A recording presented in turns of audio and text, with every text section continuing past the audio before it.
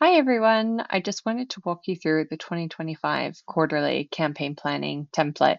If you haven't watched my masterclass, How to Plan Your Next 90 Days of Emails, I'm going to walk you through the framework really quickly. And then I'll just show you what's on like tab by tab and how to fill it out. So if you like to have like an overview of like what you're focusing on by quarter in terms of themes, sales, you might have another like sales tracker somewhere else. That's great. Maybe put in your sales goal.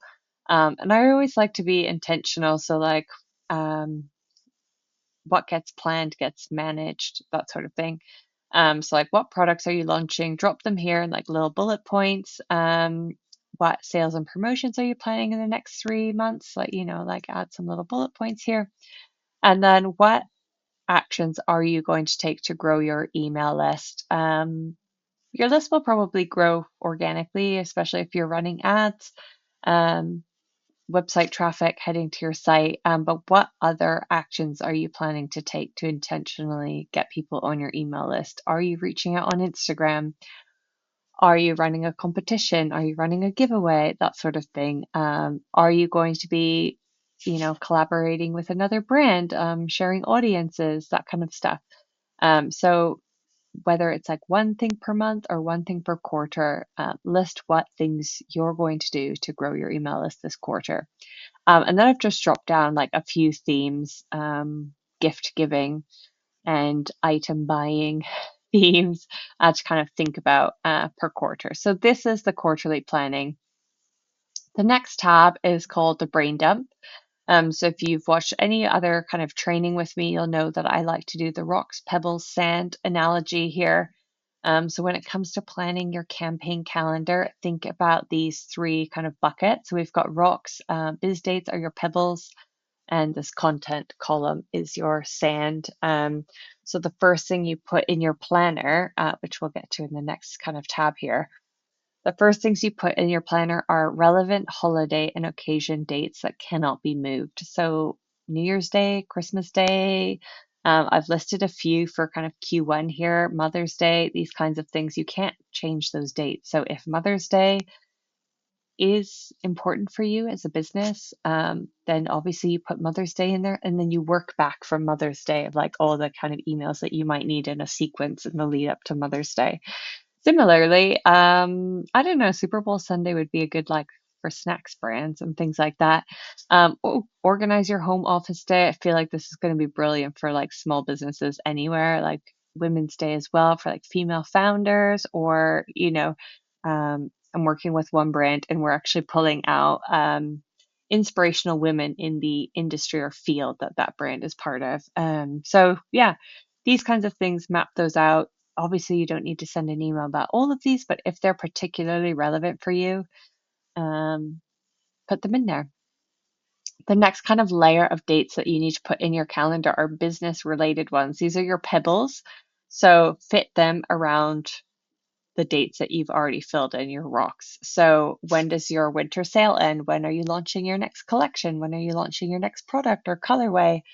Um, are you going to have a bundle offer? Are you doing any VIP sales? Are you doing a payday promotion? These kinds of things go in. They can move based on what emails you've got planned for this column. So fit those in where they kind of make sense. And then you'll have a calendar with like a few dates here and there, and your next job is to fill the gaps basically with the sand around those. So making sure you've got kind of 1 to 2 emails as a minimum to your list. Yeah, I kind of like to go with 6 campaigns a month because the accounts that I manage have really well built out flows. So if your flows are a little bit like not as well built out, or you only have a handful of flows, then you'll obviously need to send more campaigns. So I really challenge you to like build out your flows, get some continuity marketing in there where you're keeping in touch with customers on like a regular basis every couple weeks, like since they sign up or after they make a purchase, those kinds of things.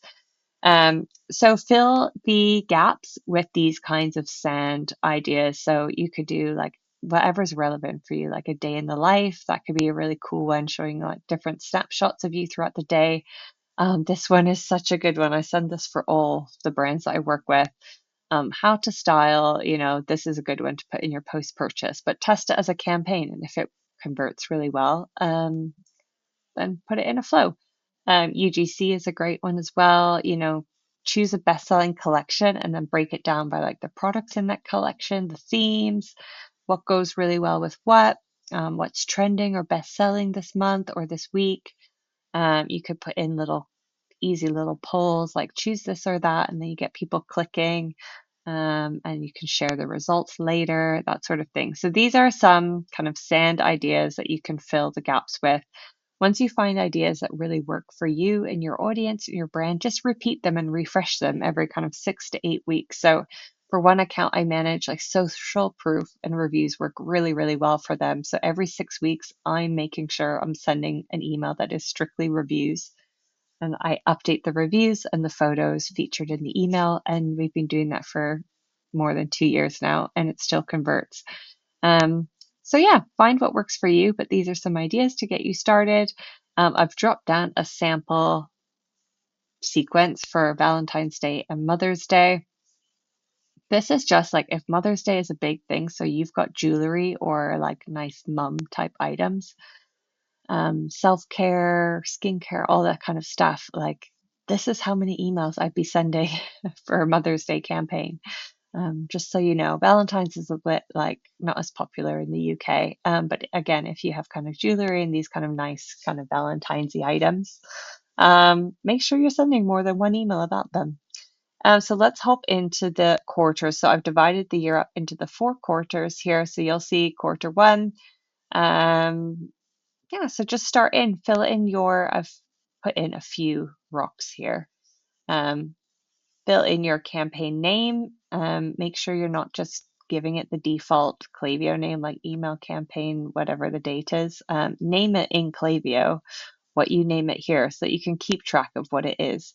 So that's the first line. Put your send time, your campaign name, and then here you'll have like a type. I've color coded these because it's really easy to see if you're sending too much, for example, community newsletter emails, or too many sales and promotions, or too many kind of coaching or curriculum type emails. So choose the type of the email so that you can see when you scroll through what you have too much of, and make sure you've got a kind of even mix of like kind of 3 of these to 1 of these. So we want to make sure we've got like a good mix of value type emails to sales emails, and then just jot in a few ideas. You can change it when you're actually setting the email up in Klaviyo, but just jot in a few ideas for your segments. Is this email specifically for my existing customers? Am I sending this email specifically to my non-customers? Is this an email for VIPs? Is this an email for maybe people that ordered A product and now I want to tell them about B, or, whatever your kind of hero product is? Tell them about what else is in your range. I've added a column to exclude. So these would be people like who have purchased recently. So you wouldn't want to send a campaign to someone who like placed an order yesterday. So make sure you're excluding purchasers for a certain period of time. You might also want to exclude people in your welcome flow. Not always, but it could be something that you think about depending on the content of the email. Also, on some accounts, we've got the option for people to kind of opt out of emails for like 7, 14, 30 days, especially if it's an account that sends a lot of campaigns. So I might put that in there, like exclude purchase in the last 14 days, and also anyone who's got the snooze feature turned on. If you want to know more about that, just let me know.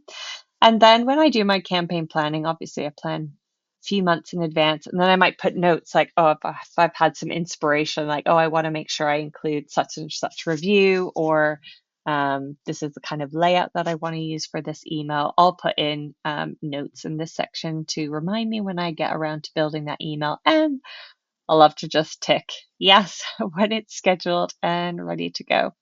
So that is what you've got here for the planner. So I've got Q1, Q2, and then you can plan ahead at the beginning of each quarter, plan your next 3 months, Q3, and then we get into kind of Q4. There's a few little prompts of how far away we are from Black Friday, what you need to be doing. The kind of prompts here are UK specific. So if you see something in here, it is for UK. And that's about it. Let me know if you've got any questions on how to use this planning template. If you want a little bit more in-depth information on segmenting, that sort of thing, grab the training, How to Plan Your Next 90 Days of Emails, and I go a little bit more in depth with campaign and segment strategy. Otherwise, if you'd like a review of your campaigns and flow performance, make sure you book in an audit with me or a member of my team, and we'll review your sign up forms, your campaigns, segments, list growth, flows, and deliverability, and give you a detailed and thorough report and also to-do list on little tweaks that you can make in your Klaviyo account to get better results from all of those things.